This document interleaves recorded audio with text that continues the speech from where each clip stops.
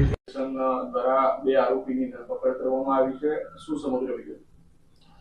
ગઈ તારીખ 25મી જાન્યુઆરીના રોજ થોરડા પોલીસ સ્ટેશનમાં એક ગુનો બનવા પામેલ, જેમાં ફરિયાદી પોતાની ભાભીને હોસ્પિટલમાં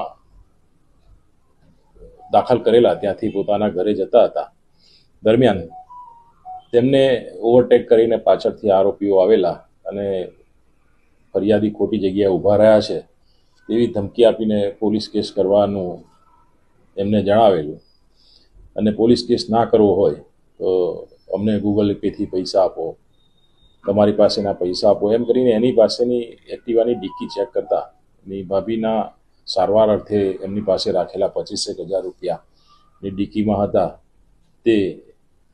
તેમાંથી 2,000 રૂપિયાને પરત આપી 23,000 રૂપિયા આ આરોપીએ એની પાસેથી પડાવી લીધેલા.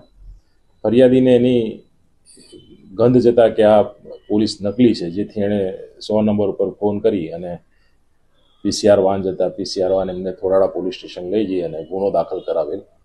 પોલીસને થોરાડા પોલીસ સ્ટેશનના PI incharge PI RR Rane સાહેબને આની બાતમી મળતા આ કામના આરોપીને પકડી લાવી, જેમાં એક મેઇન આરોપી છે સલીમ, તેમજ એની સાથે બીજો એક કાયદામાં સંઘર્ષમાં આવેલો કિશોર, 2 જણાને પકડી પાડી અને એમની પાસેથી જે તેઓએ પડાવેલ 23,000 રૂપિયા તેમજ ગુનામાં જે એક્સેસ વપરાયેલું એ એક્સેસ નંબર પ્લેટ વગરનું એની પાસેથી કબજે લેવામાં આવેલ છે.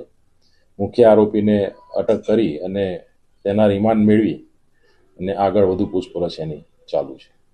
સર, આરોપીઓ જે છે તેઓ અગાઉ આ કોઈ ગુનાહિત કાવતરાની અંદર આવેલા છે? ગુનાહિત ઇતિહાસ ખરો તેમનો?